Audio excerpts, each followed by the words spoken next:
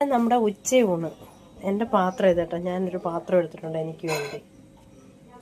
ഞാൻ പാചകം ചെയ്തിട്ടില്ല, ഞാൻ ആകെ ചെയ്തത് മീൻ കഴുകി കൊടുത്തു, അങ്ങനെയുള്ള ചെറിയ ചെറിയ പണികളാണ് കേട്ടോ. ഇതെല്ലാം ഇന്ന് നമ്മുടെ അമ്മയും മരുമോളും കൂടാണ്. അപ്പം ഇന്ന് ചോറിട്ട്, എനിക്ക് ഈ വൈറ്റ് ചോറ് അത്ര താല്പര്യമില്ല, എനിക്ക് ചുമന്ന ചോറാണ് താല്പര്യം. എപ്പോഴും വിചാരിക്കുന്നു പുറത്ത് പോകുമ്പം അരി വാങ്ങിക്കണമെന്ന്, പിന്നെ മറന്നു. അപ്പം നമ്മൾ വെള്ള ചോറിട്ടിട്ടുണ്ട്. കോവയ്ക്ക മെഴുക്കുവരട്ടിയാണ്. കോവയ്ക്ക എനിക്കിഷ്ടമാണ്. ഗോവയ്ക്ക് പോകാറുണ്ടോ എന്ന് ചോദിക്കരുത്.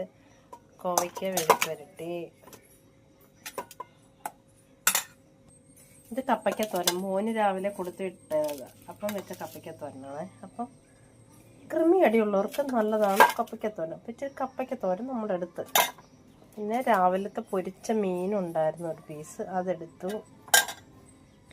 ഇന്നലത്തെ ചൂരക്കറി ഉണ്ട്, കുറച്ച് ചൂടാക്കി വെച്ചിട്ടുണ്ട്, അത് നമുക്ക് കുറച്ചെടുക്കാം.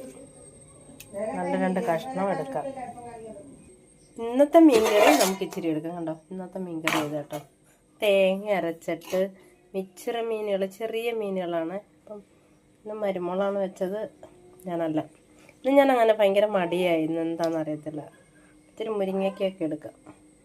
സാമ്പാറുണ്ട്, ഈ സാമ്പാർ അത്ര താല്പര്യമില്ല, അപ്പം അത് കുറച്ചെടുത്തു.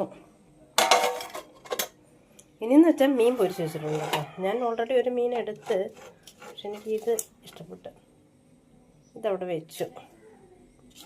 നമുക്ക് ഇതെടുക്കാം. അപ്പം ഇതാണ് ഇന്ന് നമ്മുടെ അടുത്ത സദ്യ. കറികൾ കാരണം ചോറ് കാണുന്നില്ല അല്ലേ, കണ്ടോ എന്തൊക്കെയാണ്. മീൻ പൊരിച്ചത്, മീൻ കറി,